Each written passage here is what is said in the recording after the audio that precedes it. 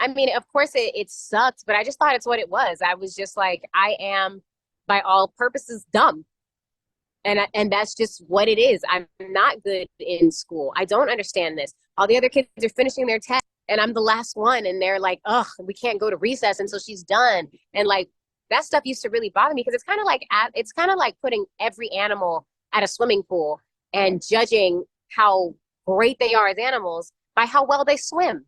And it's like, of course the dolphins and the fish are going to do great at this and a few other animals too. But a lot of animals are kind of going to suck at this. And it doesn't mean that they're not great animals. It doesn't mean that they don't have a lot of other skills that still help them survive. But they're like, "But did you swim well though?"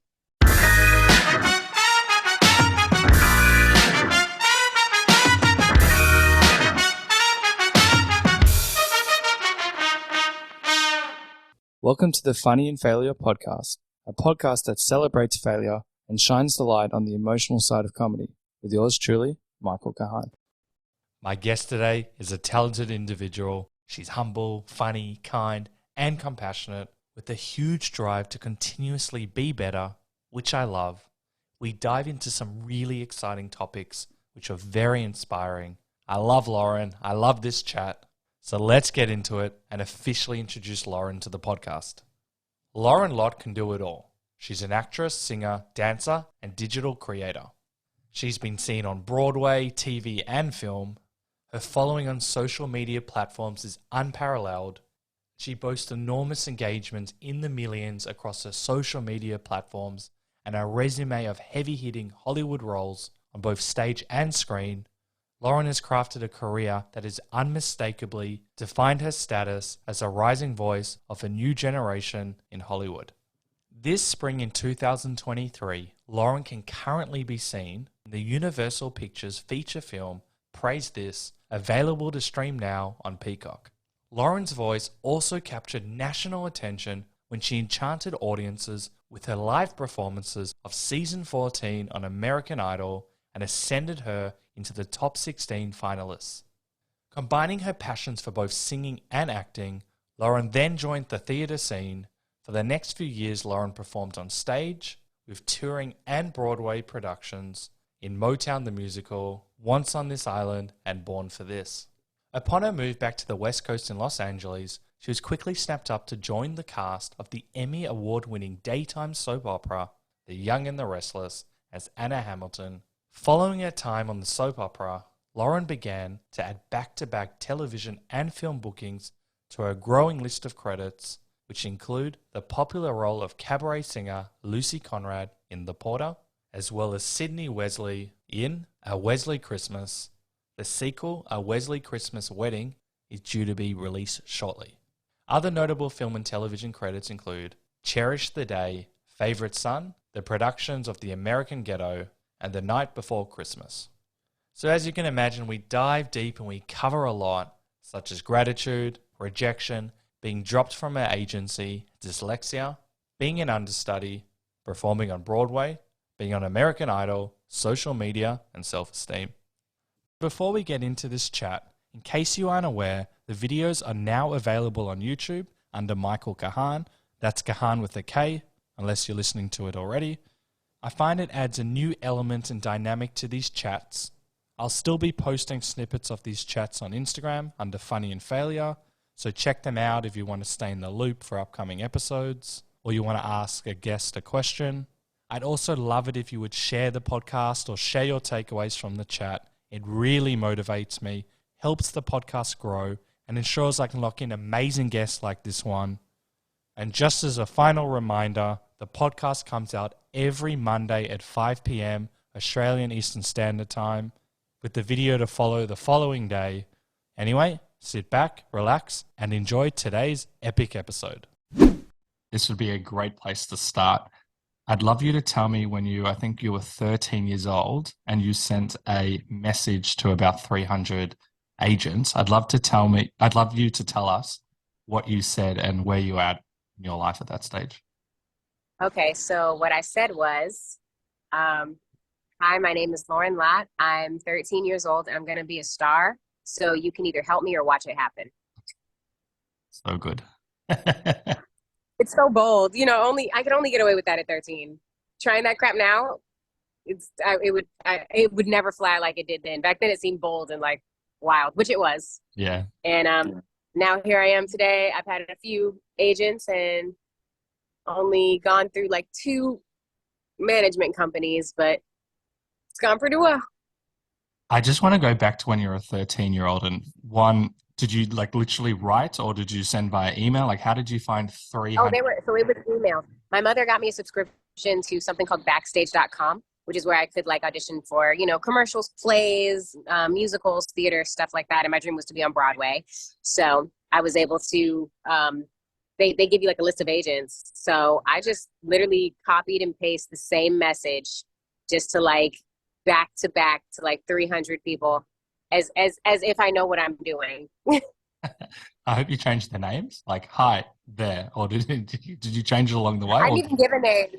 I didn't. I had no business etiquette. I think at the end maybe I put like Love Loren. I don't even know.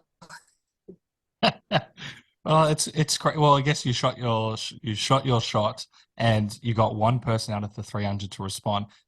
I know it was a long time ago, but what was that moment where you actually finally got an agent at 13 years old through an hilarious way of contacting everyone? Well, back then my mother she handled everything, so she called me and was like, hey, you emailed some agents and you actually got a response from one. And I only got a response from one. She was like, so we're going up to LA to meet him. Wow. And then we went up to LA.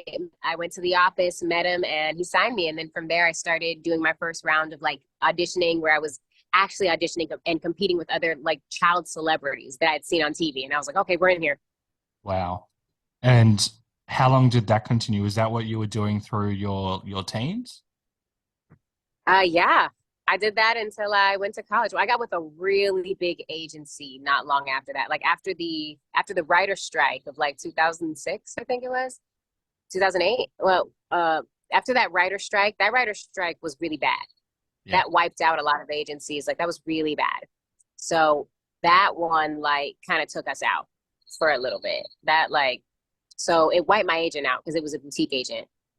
And so I was agentless for a while. And then I went with a really big agency, and I was getting opportunities I'd never had before. But then also after I didn't book my second audition, well, not my second audition, my second really far audition where I made it down to the whatever. And then the casting found out that I was a minor because they thought that I was 18.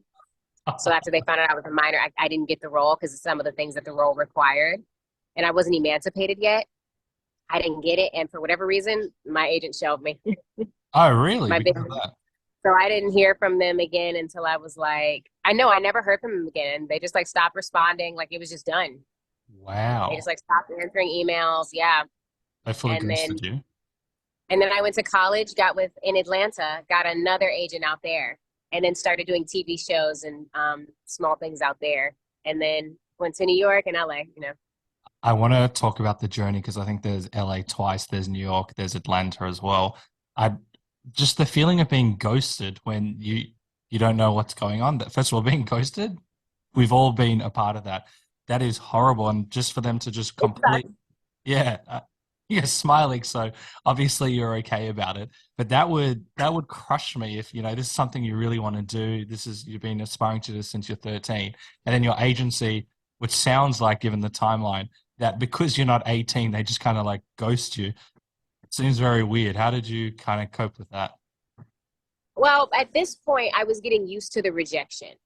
To be in this industry, you have to have such tough skin. And even at 13, I understood that this was going to be hard. I was going to have to put my faith into something else besides a casting director's hands, because it was going to, emotionally take me out. And it did a few times. Yeah. I think it took my mother out more. She was so invested. She believes in me so much. I feel like she was the one who was like, oh, what do you mean you didn't get that part? Whereas I was like, it's okay. There's going to be another one. And I put my faith in God instead. And then I started believing like he had a plan for my life. And that really helped me to not just place so much of my worth into auditions and to like not getting the part and feeling like, oh my gosh, it's me as a person. When sometimes it's like, actually that role just didn't fit for you. It's very rare. We've had many people on this podcast, and it's been and especially for me, there's no judgment. Like, I've taken a very long time to understand what you just said. But along the age of 13 and moving forward, to have that mindset that actually, I have a quote from you. You said, I've learned that certain no's are an even bigger yes somewhere else. And that's mind blowing at such a young age that you can figure that out, because sometimes we want the role, we're so attached. There's fame, there's ego, there's money, there's even a bit of social proof. And to get that early is very rare. I'd love to know, like, how did you figure that out? I want to hear about this because it blows my mind. Okay, well, really, all I can say is after you get your heart broken so many times, you just start learning to cope with other things. And also, I started seeing evidence that this might be a no here, but it's a yes somewhere else, and that if this happened, then this would not have happened, and this actually led to this, which led to this, which led to this. And if I had gotten this over here that I really wanted, I would not have met my very best friend who has kept me alive in certain situations, who I need in my life. And I would have missed out on that if I had booked this. And then also, I've gotten to watch a lot of people fail. And I've had to have those moments where I was like, you know what? I wanted that. I've being in this since I was 13, I've seen people get famous. I've seen people become an A-list star. I've seen a lot of people's lives change before my eyes, and it's so humbling. But I've also seen a lot of people whose lives change and they end up on drugs and they fall off, or like a lot of people who lose their entire family because they can't stop cheating because they weren't ready to deal with that amount of attention that was coming out of nowhere, And I realized, like, I wanted to be a lead, and I wanted to be a leader. And I got to watch a lot of leaders fail. And then I got to watch a lot of leaders succeed. And being behind that and like working my way up slowly, I got to pull from so many different things. So then when I finally did have my chance to like lead a show, lead on Broadway, I was able to like lead with grace, lead with love, be considerate to everybody, because I had seen people fail. I'd felt what it was like when somebody wasn't kind to me, when somebody took advantage, when somebody was full of themselves, So I know that my journey has been slow so that I could learn so much so that I can sustain longer. Okay, first of all, you need a TED Talk, and it's just I think it's so beautiful because a lot of people, they say they're going to be a good person. I don't even know what a good person means anymore, but I mean that in a positive sense. There's so many different things we can do to be, inverted commas, a good person. But there's so many people that go out and be like, I'm never going to be like corrupted or anything. And they say the things. And then when they get that moment, we've had so many examples on this podcast of where people have allowed ego to corrupt them, the fame, and, impacted relationship success, happiness, all of those topics. And then they've gone on a journey, but you've got it from the start so that you've had a lot of success, and you're already very young as well.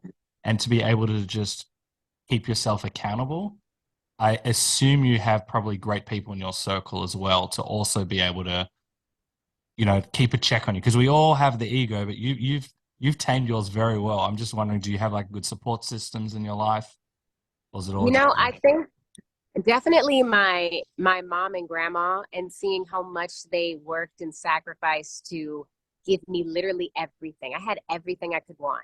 I wanted for nothing. I grew up extremely spoiled, but not the spoiled where you're bratty, the spoiled where you're just so grateful, where you're like, dang, I know this is a privilege.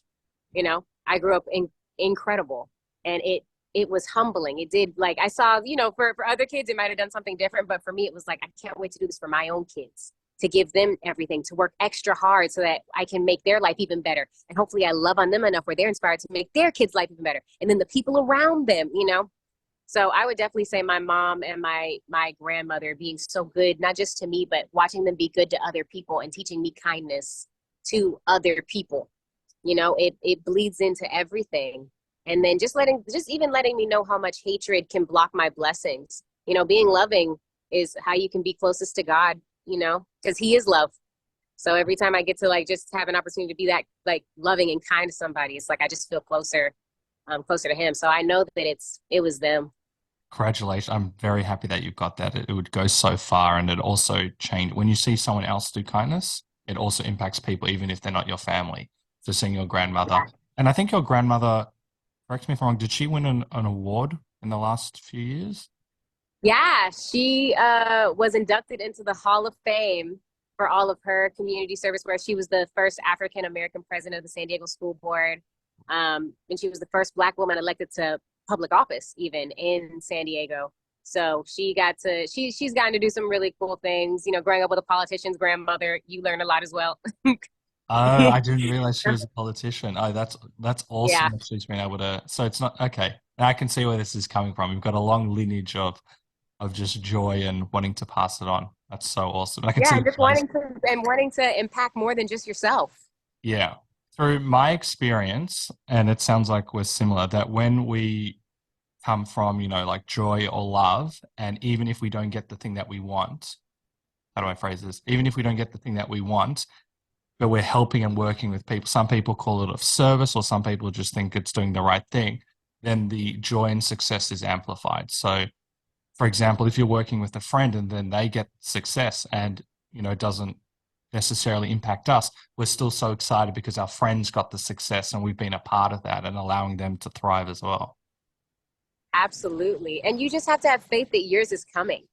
Even watching them have their moment, seeing so many of my friends have their moment, I know mine is possible. I've had a lot of really cool moments, but I haven't had like just that big moment I've been praying for yet. But I've seen so many friends have it.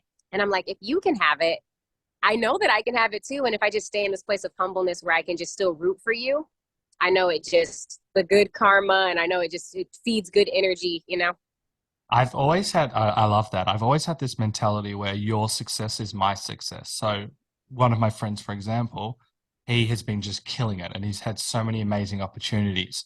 And although his success has not really much to do with me, I've just been so proud of him that we've been able to just like seeing him succeed. And although I haven't had necessarily the success he has, because we work similar in similar industries, it's just like I've almost achieved it because I'm just so happy that he's happy. Whereas I didn't used to think like that. That's been a journey for me where I've had to realize that, yeah, just to realize in that sense that other people's happiness actually amplifies. It's like a flame where like you light a Especially candle. when they're close to you. Yeah, Especially when you get to be like a part of it and you get to add to their happiness. You know, it really does, like you said, it's a flame. It really does kind of start a little fire, a little forest fire. I like that. We'll add that also to the TED Talk. So I want to go back because this is awesome, and I love this like positivity and gratitude. And we'll talk about gratitude in a second. But the journey of, so you're 13 years old, you then get ghosted by an agent, which is ridiculous. You're in Atlanta, you're getting a lot of work, and then you decide to move to New York. I'd like you to tell me why you went to New York, and I think you got an agent very quickly. Okay, so yeah, so what happened was you know what? I was in Atlanta and I went to an audition. And in this audition was the director of a musical called Motown the Musical, which I had sent in a tape for. But I didn't finish the tape because I didn't really think I would get it. I was like, whatever, here you can have this, like just this little part. I made it so far in this audition that the director goes, hey, I just want you to know I'm also the director of Motown the Musical, Wow. the Broadway national tour and on Broadway. And I want you to come out for that. So I didn't end up getting that show. He literally had me fly out to LA. They flew me to LA, had me meet Berry Gordy, who was the creator of Motown and who discovered Michael Jackson and Diana Ross and everybody. Met with him, sang for him and all of that. And the next thing I know, I did my first Broadway national tour. And then that led me to Broadway. And then I made my Broadway debut because the show randomly went to Broadway after the tour. So then but yeah, then I made my Broadway debut. And then when I came back, Broadway was so tough that I kind of needed a minute to debrief. I did a few like other TV shows. And then I was like, I need a Broadway agent. So I told my manager, I was like, I'm ready for a Broadway agent. And then I found the agent that I have now. And within 2 weeks, I had 2 offers for Broadway shows. Wow. They picked one. I'll always be grateful that they did that because they know what's best. Because I didn't want that show, which was Once on This Island. I didn't get it, you know, but now I'm just so grateful that we went with that show. It changed my entire life. And then I got to not just be on Broadway, but also like expand my career, gain so many supporters even, which like led to so many other things. And yeah, that one was a game changer. But yeah, from Atlanta. And then I went to New York. Then I was in New York. And then after I was in New York, I was there. it was going great. And then I was an understudy. I was a swing, actually, which means you understudy like 6 parts. So at any given moment, they call me and they're like, hey, you're the lead of the show today. And I'll be like, what? And then like at any given moment, they're like, hey, you're actually the role in the show you know the least, that has the least like lines, and it's but the most action. And I'd be like, I've never been so stressed in my life. Like after I did that, I could do anything. But then after that, I was like, I booked another show, which was actually the show that I originally had auditioned for in Atlanta. But when I booked Motown the Musical, that same director, the original show I was auditioning for, I finally booked the female lead in that. Wow. So now I went off to shoot. I went off to do that. And Once on This Island was like, we're not going to take you back. You know, you were a valuable swing and we can't lose you. So we're going to have to just recast you. And I was like, dang, okay. Well, the lead girl broke her leg. So then, and apparently they were going to ask me to play that role anyway of the lead of that show. So literally on the day I'm about to move to LA, I get a phone call that they want me to come and star in Once on This Island and do my first Broadway lead. And I was like, wow. Yes. So then I moved back to New York and I did my first stint as a lead actress on Broadway. And that one was wild. And then after I was done with that, I just went to LA. Okay, I've written down like 30 points because this is crazy and quickly things have worked for you as well. So whatever you're doing, it's working, keep doing it. Okay, where do we even start? Well, one, the original no of when you sent that tape through and then you meet the director and he's like, actually come out for this and then you get the role. I think that's really empowering. Yeah, nice. I think that's so awesome because especially in this industry, and also I used to be an accountant, so I've seen it in other ways. You know, we've spoken about that no turns into a yes, and then it creates an opportunity to do it somewhere down the line. It just shows that even if you put yourself out there, a yes can come much later down the track in ways we never thought possible. And a lot of people, but not you, a lot of people, they can take that no and go, why did I do that? I can't believe it. It didn't happen. Yeah. And then it just happens for you in another way, which obviously has worked out very well for you. I just think that is wild, and it's very empowering for people to kind of put themselves out there as well. Look, sometimes that no is not even a no. It's sometimes it's not even a like something else. Sometimes it's just a not right now. Yeah. Which is exactly what that one was. It was a not right now. And then when it came around later, I was so ready. It was that one. It was just that was a crazy time because even coming to LA after now doing this lead on Broadway, I came to LA and I'm like, I'm about to start this new journey. I have a savings in case I don't book for a year. And then 3 weeks in, I booked The Young and the Restless. Oh, wow, that was 3 weeks. Took just 3 weeks. And I had my first ever series regular role where now I can actually live in LA. I'm going to CBS studios every day, which was my dream. I used to drive by the studio and like pray, like, God, please one day let me be at a studio. And now here I am like working at a studio. It was just, it was a very overwhelming, just grateful time, especially the season before had been so rough. Like being a swing, it was so humbling and I was left out of so many things because I'm in the cast, but I'm more like the backbone and like the person who saves the day. But there's so many things that I just wasn't included in because they had their cast and then they have us, and my feelings were hurt so many times, you know, and it was just, I cried a lot by myself just during that season, praying that there was more for me. And then the fact that just right after that rough season, I had a bad breakup. Like it was just a rough season. Then after that, I got so much. It was like, wow. And that's another thing. If anybody's going through a rough season, sometimes during that rough season, it's preparing you for what's coming next. And it's bigger and better than anything that you're imagining. And that rough patch makes you even more grateful and enjoy it even more. I really like that because sometimes you need to shed so that you can grow in the sense as well. That's a great way of looking at it. In terms of, you know, you mentioned being the swing. I don't know it was called the swing, but, you know, you alluded to this before. It's very stressful and you have to remember 6, did you say 6 different parts, which is, I don't even know how you remember one. I think I was doing about 6 parts. Yeah. 5 or 6. Yeah. I don't know how you do that because it's very hard just to remember when you're not doing it that often, the one role.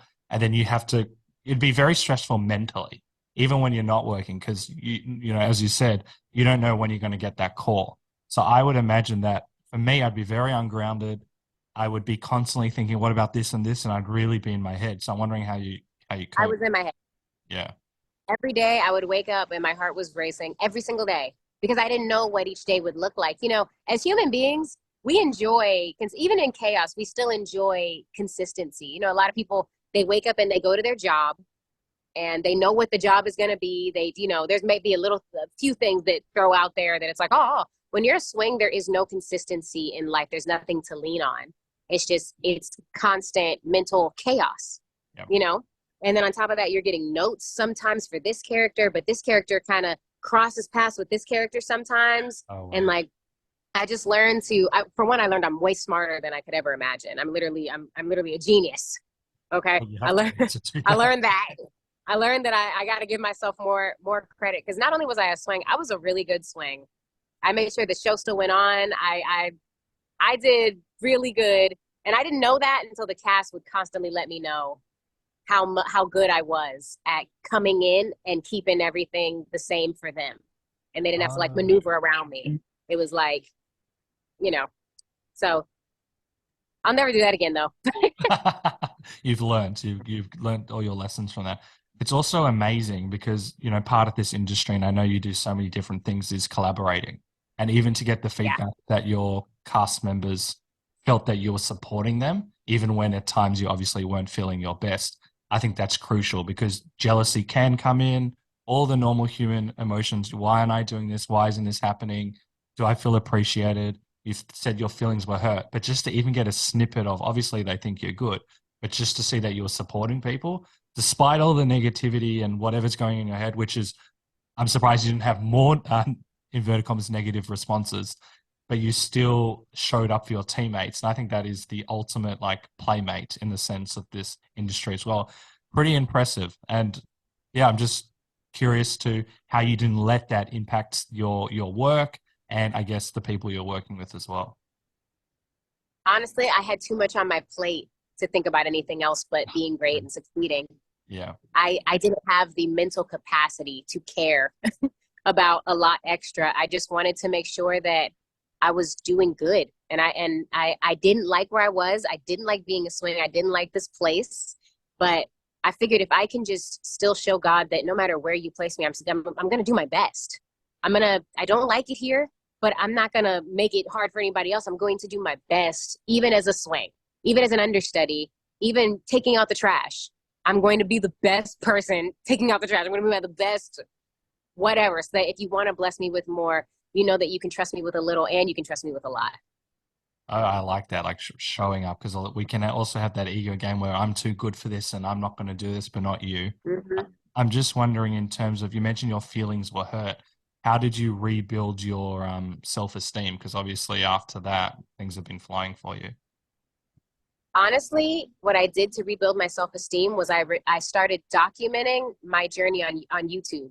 So every time that I went on for a character, the show was becoming pretty popular. So every time that I went on for a popular character, I documented it and took people on the journey of me behind the scenes, being nervous, getting ready, like all of that. Before what we have now, before TikTok, before all of that, I was bringing people along, and the videos would, rack up some views.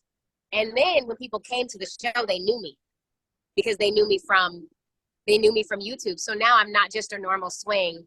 Now I'm somebody that they're looking forward to seeing. So now when I'm on, it's not a disappointment to people. It's like I'm building my own fan base so people can be excited. So what I did was I built my own world because I wasn't getting much love from this world here, so I built my own, and I built my own fan base. And now I'm getting affirmation here that I'm doing good. Not just that I'm filling in, but that they saw me and I'm phenomenal, that I'm doing something right, So that's what I took it into my own hands. I wasn't getting much advertisement when I got bumped up to the lead. That I was the one replacement that they didn't put like a picture outside, which they would do these huge pictures. I was the one person that they didn't put a picture up for. And I was like, that's okay. I'm going to still milk this on social media before we all knew what that was, Yeah.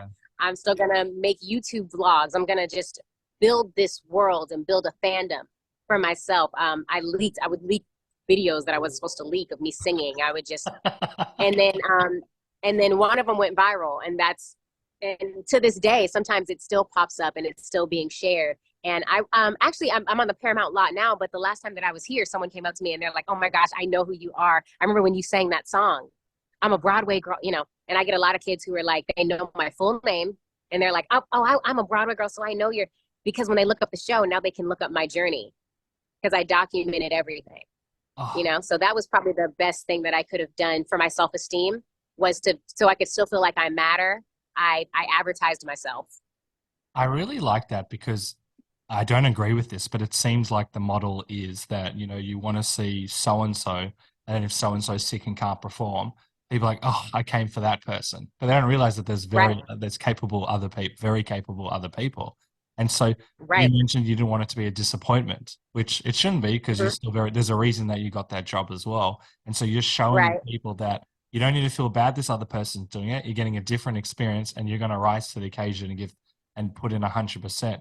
And then going from the social media side, although it's like really good for your brand and like growing, you're also showing people as well, even the Broadway people, that you can actually do this and they're going to have a good experience as well. So I find that very interesting. Did the company say anything about your YouTube blogs or anything, or were they just happy for you to promote in your own way? I don't think that they even really noticed how much I was doing.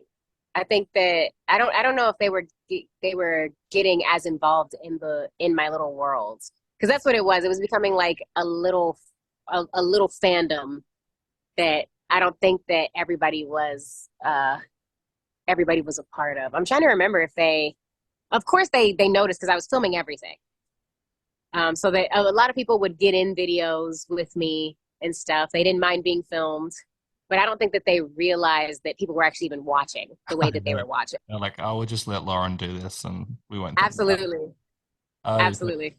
That's so interesting. And in terms of people have mentioned to me, I've only done this very few times, that when they journal, they can, and then like when they read the words, it helps heal them in a sense. They can see what's working, what's not working. And this is like journaling on steroids to a degree where you're putting out the words and you can actually see yourself. So did you find that also quite healing to be able to process the emotions at the time? Like writing? When you were recording yourself? Yeah. Yeah. I knew that I was going to be so grateful for this footage later. And I also was able to document the good moments, the moments where I can look back. Like when I look back, I don't think about how stressed I was. I look back at those videos and I see all the good times I had. I see all the times I'm laughing with the other girls who I'm sharing a dressing room with. I see how excited I was, how nervous I was to be doing something so crazy, but also how brave I was to get out in front of hundreds of people when I'm petrified and convince them that I'm not, you know?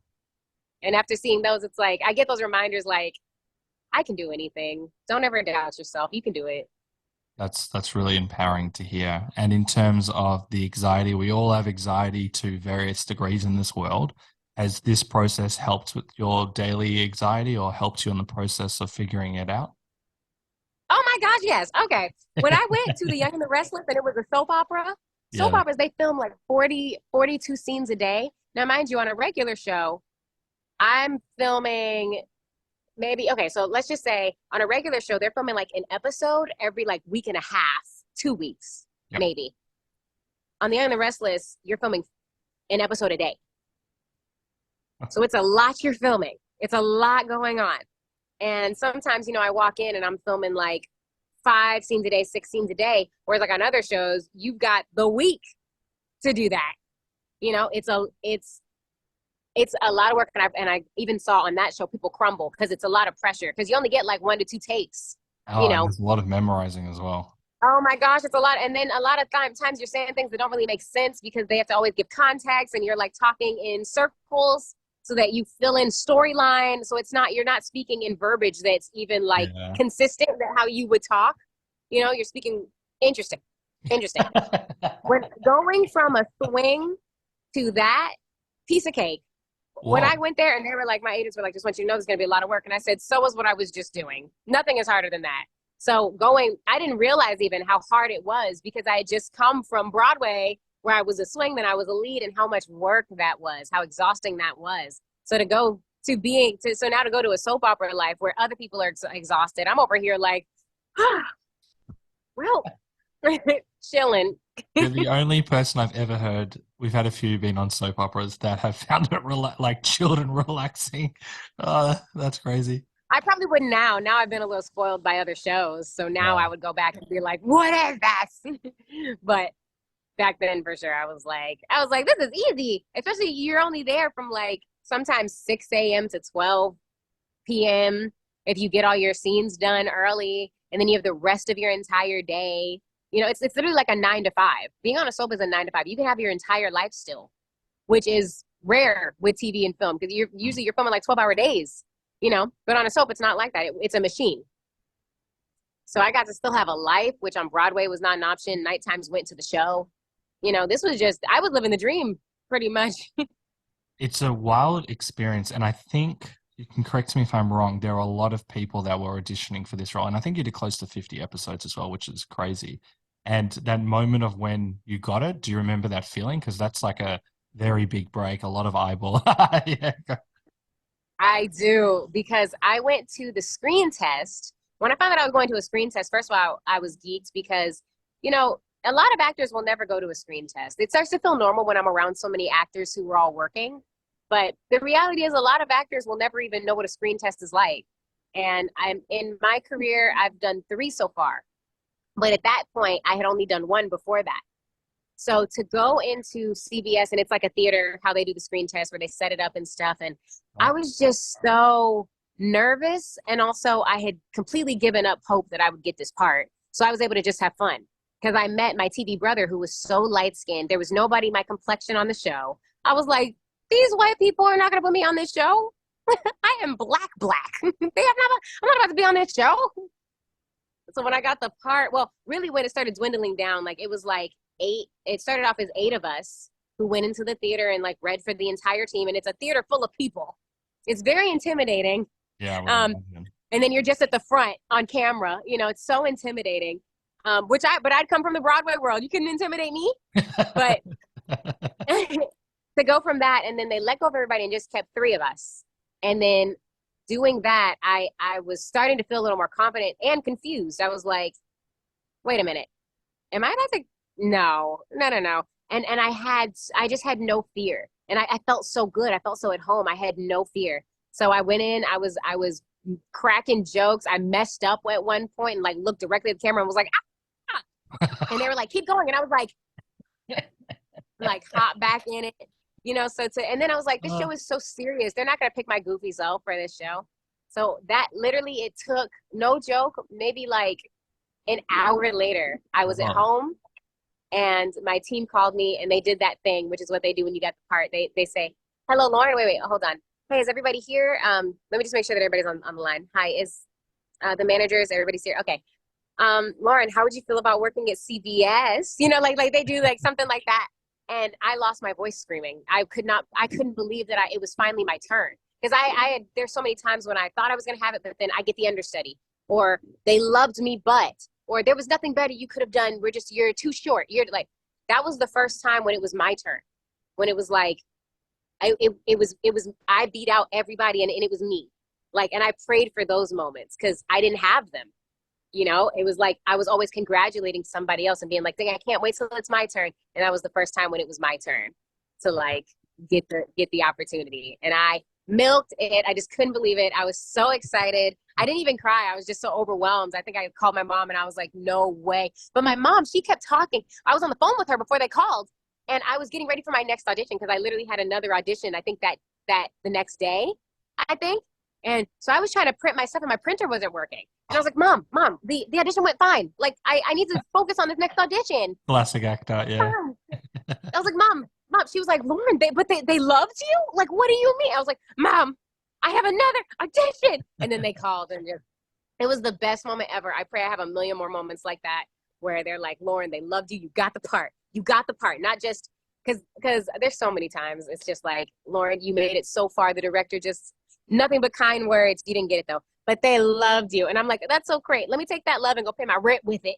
I can't, you know, like, I don't, you made a new friend. I'm like, that's so great. Let me go pay my rent with, I made a new friend. It is an interesting balance, you know, being at the finish line. And we've had a lot of people talk about this as well. Although it's nice, it helps our esteem.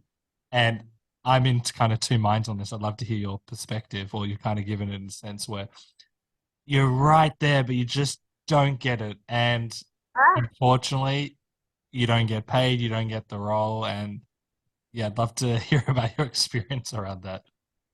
Uh, Look, it has happened prayerfully so far. I have booked every screen test, except one.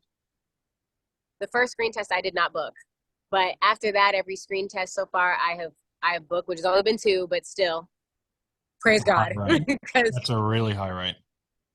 yeah, that's look. I'm not mad at it. I'm not mad at it. But sometimes it is really hard. These past 2 months, I was up for two really big opportunities, and I met with the director. One of them, I did a full work session with them because they kept saying no and then redeciding to look at me again and saying no and redeciding. And it was just such a long journey. And then to make it down, I always make it far, which lets me know I'm doing something right, Yeah. you know?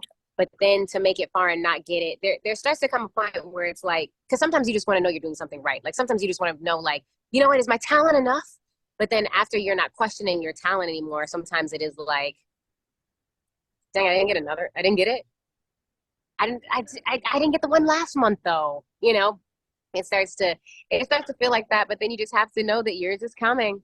It's a constant mantra. You just have to keep talking to yourself, because this isn't one of those jobs where it's like corporate, where you work hard enough and you keep elevating. This is not that. It's like you can work hard enough, you can be the best actor in the room and still not get the job, because they're looking for something different. Your look might not be what they're going for this, your height, whatever. And you have to make peace with just not having your dream come true at that moment, or being so close. Like sometimes that there's a role and it's, you know, it's going to change your life, and it's so close, and you're like, this would change my money situation, this would change everything, and then it's just slips between your fingers. It's like another one. Oh, that part really does suck. There is no bright side to that. It sucks. you just it's just a waiting game. And you just have to still know that you have to know that you're still good enough and that you're still worthy, and not just place your faith again in a casting director's hands, but like for me in God's, that like I still have worth here even though I didn't get this, because you can really beat yourself up about certain things. Agreed. So I would imagine, you've got a few things that you've mentioned to help alienate the sitting down and waiting game. You also mentioned your relationship with God. I would imagine, please correct me if I'm wrong, social media would help in the sense that you've built a very big platform and you're able to explore like your goofiness or your authenticity. And that would also help because it's still part of the career. It looks like you're having a lot of fun as well. And there's probably a lot of other things. So is that kind of why you continue with it as well? Absolutely. Social media has become a second job for me, a second income. It has been, it's been a huge blessing. It's helped me out. Hi. I'm sorry. Are you using the video? I'm doing an interview. Oh, interview? Oh, it's a phone call. Okay. Yeah. Okay, no, you're fine. All right, thanks. Thank you. We're live. Don't worry, Al. So in terms of the social media side? Oh, sorry. Yeah, but social media really changed the game for me, because especially when I started making money from it, it wasn't just me posting and having fun. This became like a job, and now I have a manager who helps, and I have people who like help me get deals and stuff like that.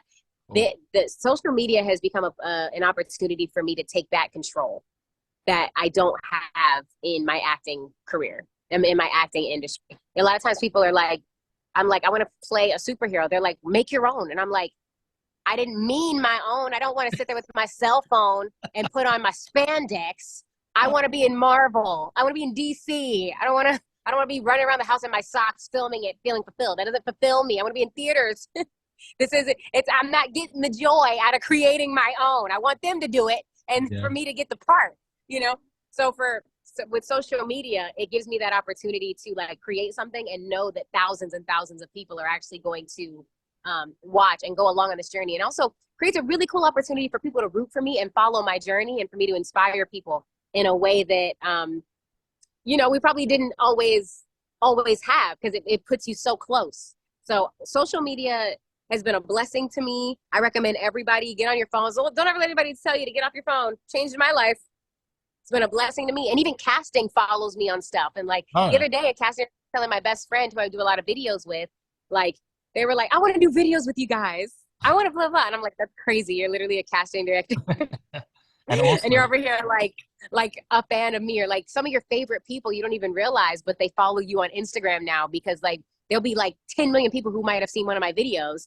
And in that could be Beyonce, you know? It's wild.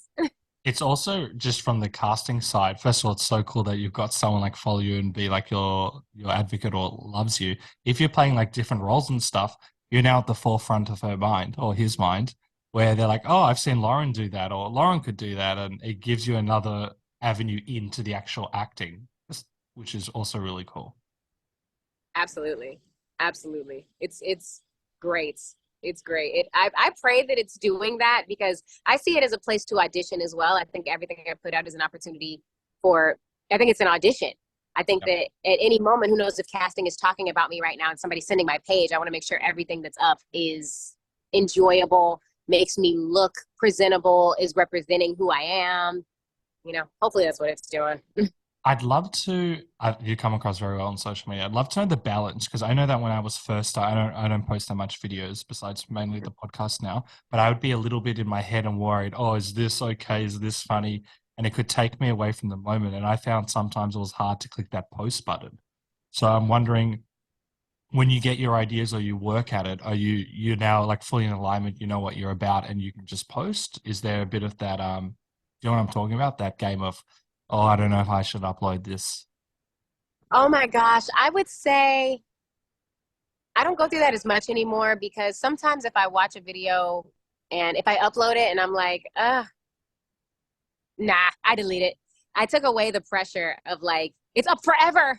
People are going to see it. Like I took that away. You can always delete something. And also what I learned is if you're entertained by it, somebody else will be as well. Even if it only reaches a few thousand people, a few people, so they were entertained, that somebody liked it. Like any idea, like the fact that there's a whole world of people who like make millions of dollars eating online because people like to watch people eat. I'm one of those people, and that's a weird thing. But somebody had to start that, where they were like, I'm going to put this video up of me eating. Why not? Somebody might like it, and now they're a millionaire on YouTube. Yeah, wow. You know? So your craziest ideas, somebody might like it. So I stopped. I took that pressure away. But also, if I do feel some of that pressure, I really trust my best friend. She's a creator as well. Her name is Jasmine Robinson, and she's an actress and stuff. We do the exact same thing. And I trust her judgment. I trust how she sees things. She's clever in ways that I'm not. So I'll send her things, and I'll be like, "What did you think about this? Did you laugh? Even are you receiving this?" So, yeah. And then if she likes it, then I'll be like, I'll post it. I like that you've got someone in your circle that you trust and you can bounce ideas, and you've done heaps of videos with each other as well, which is really cool. Yeah. I have one of my best friends, and although I don't look too much into the numbers, but just because I want to advertise for him, Darren Levy, Funny Uber Rides, I think he's got like 1 million subscribers on YouTube, probably like, I don't know if he's got 1 million or 2 million subscribers on TikTok. And he was talking about on this podcast a while ago, the self-esteem of when a video doesn't go as well as we wanted, and how that can impact one's mental health. He's now on the journey where it doesn't impact him nearly as much, and he's doing really well. But there is that side of, oh, this only got 20,000 or 500, and it can impact us. So I'm wondering, has that been an issue for you, and have you had to work on it to not let it impact you? Yeah, I had to work on that one because I had to realize that there's this our funny little not friend enemy called algorithm, and algorithm decides what it wants to do whenever it wants to do it. It's not about you anymore. You can be posting great content and it's just not doing well, and it's not your fault. You know, I had to not submit to the fact that like, oh, it's just not doing good. Because sometimes I'll have a streak where every video that I'm doing is getting like 500K plus views. And that's a season. And then there's a season where everything I'm posting is maybe getting 10,000 views, 20, whatever. And that's a season. And then randomly a video will go up. And then again, I'm back at a rise. and I'm making the same content. I make consistent content. I'll always do good content. I'm never going to put anything that I'm embarrassed by. I do this same kind of content. So that's when I learned too. I'm like, I'm consistently doing the same quality, everything. And it just does this. So that let me know that sometimes you just have to figure out how to play a game, because sometimes it's just a game too, like the right song and whatever. But it's not about the people. It's about the algorithm, because the people actually followed me to see everything that I'm doing. There's nobody that I clicked follow on that I didn't do on purpose. And did they show me them? No. And did I click follow so I could see them? Yes. So I imagine on the other end, there's, almost 1 million people on my TikTok who did the same thing. I did my job. I got them to follow me. I got them to come to my page, look at everything and decide they liked it enough to click follow. Algorithm doesn't do their job. But I did my job, and sometimes they do their job and it's cool. A lot of times they don't, but I stopped letting it kill me as much as it does. But it's hard. That's a constant journey. Yeah. Not letting that get you. It really does affect your mental health too, which just sucks because it's not up to you. It's algorithm.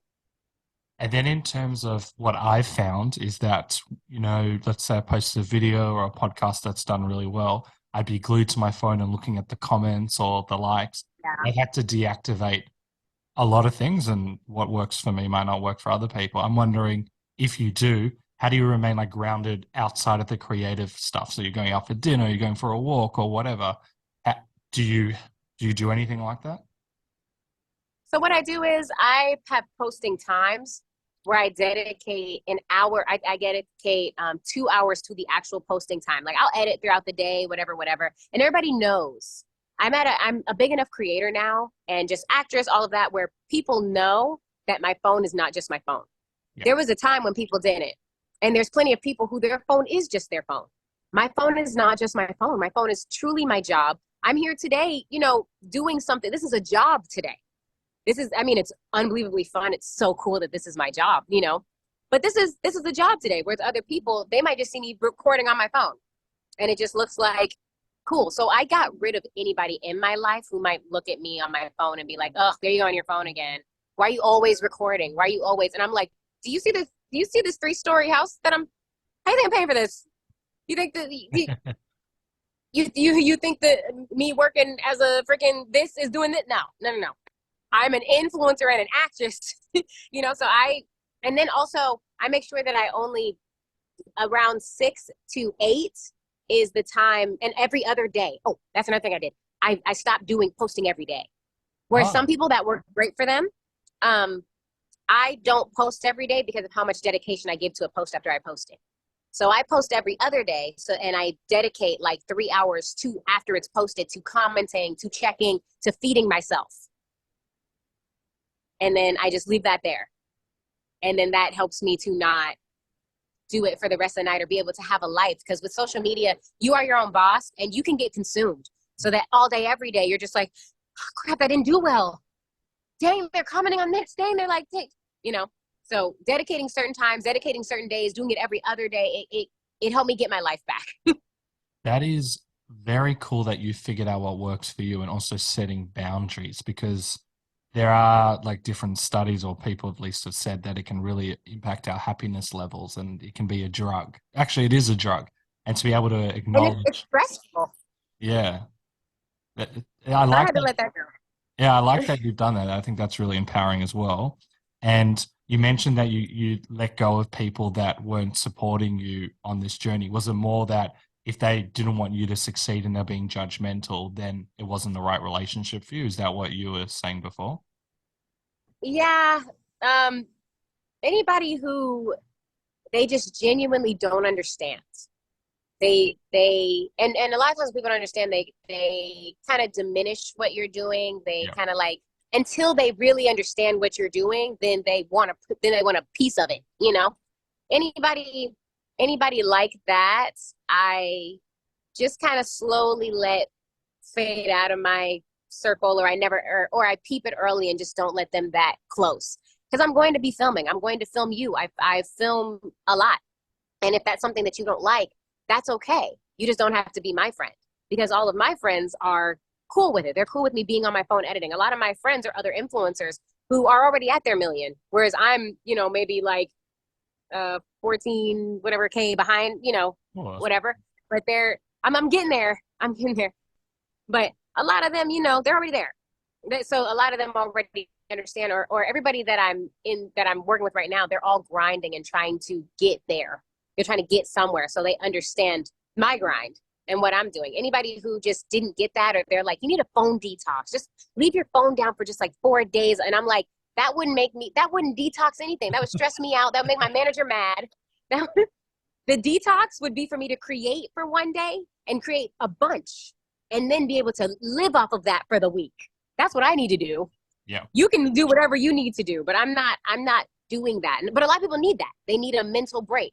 That's fine. I can't live that life. And it wouldn't do for me what it does for you. Yeah. And if you're that person, that's fine. You just don't have to be my boyfriend or my close friend. It's very interesting because we've all got varying different degrees. I write notes on my phone all the time. So if there's conversations for jokes, and I think I've got like 40 pages worth of notes. And a lot of people don't necessarily understand it. I've explained it to them, but we just keep that separate in our relationship. They know that if they've said something funny, I'm going to write it down. I'm still friends with them, but I'm not comparing whatsoever. They don't get it, and they're not going to get it. So I just allow us to flourish our relationship in another way, because I've had, Perfect. Yeah. Okay. We've solved it. Perfect. Yeah. Yeah. Great. I'm not hurting your feelings. Great. We can flourish in other ways as a friendship. Yeah. Okay, cool. I just wanted to clarify that. And then in terms of, I wanted to tie up a few things. You mentioned. Oh, wait, I do want to say with your notes, I had a friend who, you remember when Apple Watches first came out? Yeah. And look, I would be talking and he'd be like this. Yeah. That's. And I didn't have an Apple Watch. I did not for the life of me understand. I was like, am I bored? And for literally for 2 months even, I was in my head because every time I would hang out with him, he'd be like, yeah. And I had never seen that before. Now it's a normal thing, but back then it was stressed me out. Yeah, I would hate that. I explain. My friends know, and then depending on the situation, it's just, hey, this is what I do for work. I'm just writing down some notes. Just either give me a sec. So I explain it, because I've said I haven't done it quite like that. But yeah, it's an interesting world. This just springs to mind, and it's a similar example. I've got a girlfriend of at least 4. I don't even know how long it's been. She'll kill me. But before that one, I went on a date. Yeah. I went on a date with this girl who was lovely, but she did the whole thing on her, looking at her phone and on her phone the entire time. But she wasn't doing it for work like I would. So I was like, why is she on the phone? I'm like, okay, I must be really boring, whatever. We'll move on. And then afterwards, she's like, why haven't you asked me out again? It was such a nice date. It was so interesting. Like, you're on your phone the entire time. And so it can be very off-putting, but if you would explain why one's on their phone, even though I don't think she was on it for work, very different game. But that's normally the biggest tell. If someone is bored, they'll play on their phone. And you're like, okay, I get it. That's fine. But in that case, so we have to communicate. That's the lesson. We have to communicate why we're on our phone, not, yeah. So I want to tie in a few things. I don't even know where to start. Actually, this could be really interesting. We talk about this a lot. You mentioned that you're a genius, and everyone's going to see that as well. To be able to do everything that you're doing, we're going to build that ego up. I think I read on IMDb, so please correct me if I'm wrong, that you had dyslexia or you are dyslexic. Is that? I am dyslexic. Yes, well, it said had, so I was very confused. I thought once you have it, you have it. Yeah, I have dyslexia. Okay, so the reason I bring it up, because we've quite a few guests have had this, and I think it's amazing. And a lot of the guests, I don't want to put words in your mouth, they've seen it as a creative superpower because their brains work differently to other people, and they're able to explore and do things that perhaps people that aren't dyslexic can't do. So I'm just wondering, what's been kind of the relationship with dyslexia and work, or how you see it? Because originally, I don't want to put words in your mouth, people have seen it as a disadvantage or a negative. But after all of my conversation on the podcast and also family members that have it, they now see it as a huge positive. Yeah, I would say that it's definitely a positive because you have to develop other skills. Yeah. I think I had to develop a lot of other skills that other people didn't have to because they were great readers. to this day, I don't truly enjoy reading because it's not as easy for me all the time to get lost in a book, you know, where I'm thinking too much, whereas other people, they can just get lost. Sometimes I can get lost, but most of the time I'm thinking through a book, which is not fun. It's not going to be fun for me to read. But I had to find other ways for people to know I was smart. I had to develop a personality. I had to develop ways of communicating so that people knew that my test score might be a 0, but I do know the answers. It's just, I just wasn't able to do it. But I can talk it to you. We can sit here and have a conversation, and because I had one teacher who actually took a chance on me, and they were like, when you talk to her, there is intelligence, but on paper, it's just not adding up, you know, and that's what yeah. And they took the time to even just let me do time tests with no time so that I could just take my time, you know, where I didn't have to just like, and get something wrong or like miss this or like miss this word here or like, you know.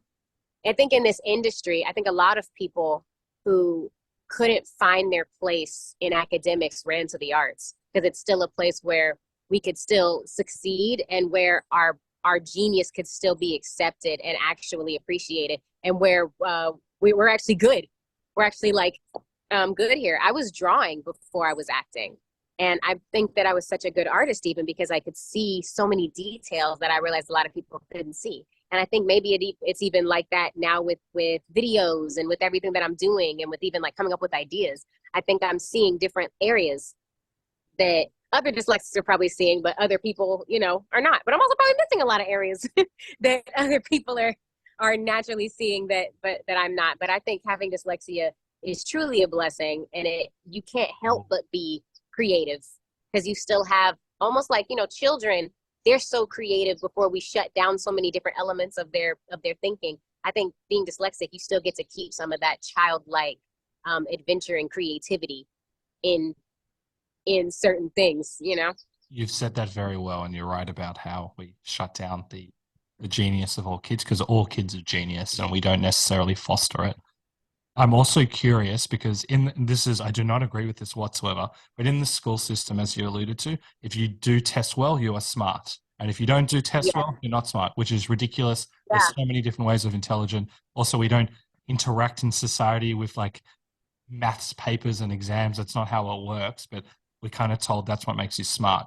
And going through my journey, very long story short, I went to a system that didn't learn like that. And then when I went to a traditional school, I didn't know how to do that stuff. So I resonate with people that are dyslexic because I couldn't do the test at an earlier age because I'd never seen it before. And so you feel like at the stage that you're an idiot and you're not successful, or I don't know if you did, and that can really impact. I totally did. Yeah. I was openly telling people I was stupid. I just thought, really? and it didn't even, I mean, of course it sucked, but I just thought it's what it was. I was just like, I am by all purposes dumb. And that's just what it is. I'm not good in school. I don't understand this. All the other kids are finishing their test and I'm the last one. And they're like, oh, we can't go to recess until she's done. And like, that stuff used to really bother me because it's kind of like putting every animal at a swimming pool and judging how great they are as animals by how well they swim. And it's like, of course the dolphins and the fish are going to do great at this and a few other animals too. But a lot of animals are kind of going to suck at this. And it doesn't mean that they're not great animals. It doesn't mean that they don't have a lot of other skills that still help them survive, you know, but they're like, but did you swim well though?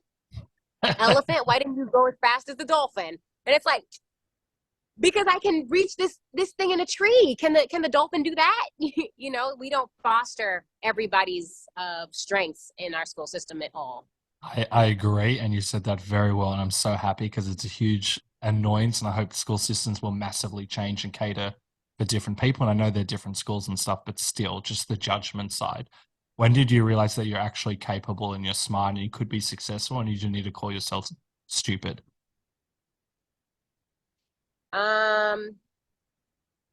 My mom really started trying to just push that into me because I was pretty convinced, especially I have a twin brother and he's a genius. So he was the smart twin. I was the talented twin, you know? So, and that was the artsy twin, you know, Because at first I was a smart twin, and he was the smart twin. I was more like to me, I was the dumb twin, but I realized I was the artsy, like artistic, talented twin. But my mom she wouldn't let me sit in thinking I was stupid. She built my whole world around how I learned. So like things were color coordinated. She would even clean my room because disorganization was something it said I was going to struggle with being able to put things in order. You know, she just helped my world to fit so that I didn't feel like I was out of place. I had a world. I had a place where I fit. You know, even like learning fractions, she took a big tub of ice cream and like cut it up and like showed me you know, fractions. And then by the grace of God, we had the finances where I could do tutoring. So I had a tutor that came up to the school, and they would just walk through things with me and take their time with me and have the one-on-one that I needed. So even if we had to go over it 10 times, eventually something clicked, you know. That's really how we did it. I love your mum. She also needs an Best in award. the world. And also to have that knowing of how to, like, I assume she wasn't a teacher, just to like understand, obviously. She's a teacher. Oh, okay, that explains it. Yeah, I want to can't even let you, I mean, yes, she is great, but she mastered in education, and then my grandmother had a doctorate in education. So it ran in the family. She truly understood the art of getting on a child's level and helping them out and doing what they needed. Especially my mom is dyslexic. So, and her dyslexia is sometimes worse than mine. Directions, goodness. It's the blind leading the blind, okay? But she was able to help me too because she knows what she needed. Oh, that's so beautiful that she can allow that to come through to you, because sometimes especially maybe in her time, she could have also felt less than, which she shouldn't, obviously. Oh, and she 100% did, which is why she made sure I didn't. Okay, that is top-notch parenting. You heard it here, is allowing, because it's like passing on to the next generation so that we can get better. That's awesome. Very proud of you and your mum.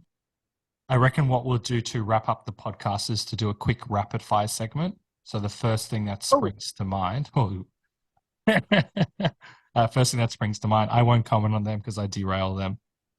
And you ready to rumble? Okay, let's go. What's been your special ingredient to work all these years? Training and prayer, and not just sitting and waiting, but actually going out for it. Don't just sit at home and pray. Literally put in the work and not being afraid of work. I'm not afraid of the grind and of doing the work. So I would say actually taking it seriously. Yeah. I won't comment on that. That's cool. What did American Idol teach you about yourself? That I hate reality shows, and I'm never going to be on another one because my anxiety is trash, and I'm not going to survive another one. So, yeah, and also that I'm braver than I could ever imagine to stand in front of millions of people and open my mouth at all. It is very courageous. You made the top 16, and I saw in another interview that it gave you a backbone. Any things that 100%. 100. I stood in front of the world and said, "Judge me." Nothing will make you stronger than that. And I know that I've ruined the rapid fire. I also heard on another podcast or interview or whatever that you I think you were chosen to audition, which a lot of people are not aware of. I got a DM from their casting people. They asked for my agent's information. I gave my agent their information, and we went through the process, whatever, and I was casted for that season. Which is actually crazy. To be honest, they told me no when I auditioned in front of the judges, in front of Jennifer Lopez and Keith Urban and Harry Connick Jr. They told me no, and then the producers were like, "No, pick her. She's already got the part." And then I went back in and they picked me and edited in as if it was one. That's crazy. You're a very good singer. I want people to know that. I've seen a lot of your stuff. How did you move on after The Young and the Restless when it ended? When it ended, I went right back to auditioning and just trying to find the next place that I fit. And luckily, I think it was 2 weeks later, maybe, that I ended up on another show. Okay. Working quickly for you. Oh, look, Yeah. that was back when that was back when in person I was able to like actually talk to people and charm them and smell nice. And now I have to, the tape is cool, but it's nothing like when I was able to be in person and actually get the chance to show you, like, convince you that it's me, We're on the same page Yeah. there. And so we mentioned that you moved to LA, Atlanta, New York, LA. Where is home for you? Home is LA. Home is definitely LA. I mean, I'm from San Diego, so it's not far. I'm a Cali girl all the way. But I genuinely love living in LA. There's something odd about LA where it's very bright. And I can't figure out why. My friend came here from Atlanta and he could like barely open his eyes. He was crying every day when he was just here to rehearse like maybe 2 weeks ago. And he just couldn't, he could barely open his eyes outside. And I was like, LA is bright. And I don't know what it is. I think maybe a lot of the buildings are lighter than in most cities that I'm in. But LA, it's very bright. And to me, it just makes my energy brighter. Like this is, yeah, there's studios that I can drive by and just pray for the opportunity to work there. I get to run into so many actors everywhere that I go who are living a dream that I've been praying for myself. It's just, it's inspirational. I get to go to so many events here, whereas like in other places, I was not getting half the opportunities that I've gotten here. Even just the opportunity to be elbows with somebody who is so like, what? How am I in this? How am I in the room with you? LA gives you the opportunity to bring all of your dreams just literally in your lap. Very interesting. I've never heard that before. And what's your next big dream or goal? To be a Disney princess. Yeah, my dream is to be a Disney princess and a superhero. I would love to be like Marvel level or DC level, just big, fun superhero. Because I love action movies. So to go and be able to see myself in one, I probably wouldn't be able to watch. I would cry through the entire thing, but still, it would be great. What are you most proud of? That I never gave up when I wanted to. There were so many times I was telling my mom, like, Mom, I'm just gonna go work at Petco, and I don't know why it was always Petco, because I guess they had little hamsters and I thought they'd be cuddly, but it was always Petco. I was I didn't get it. I'm gonna go work at Petco, and there were so many times that I was just about to work at Petco. That I just decided, like, I'm just going to go to one more audition. There was one day that was so bad. I didn't get this part, and that I had prayed years in advance if this part ever comes along, can I have it? And then I lost my job at The Young and the Restless, and then my next audition was this part. And I made it all the way down to the director, and I just knew. I was like, it's aligned that I get this part. I didn't get it, and when I tell you, I was sick. I physically got sick, which has never happened to me because of it. I was so hurt by it. And my mom and my grandmother drove up to LA because I was sick. I was so broken about not getting this part. I booked the very next audition and I was on my next show. Whoa. And I almost turned that down. I almost turned down the next audition because I was like, I'm not going to get this part. But I went and I booked it. Awesome.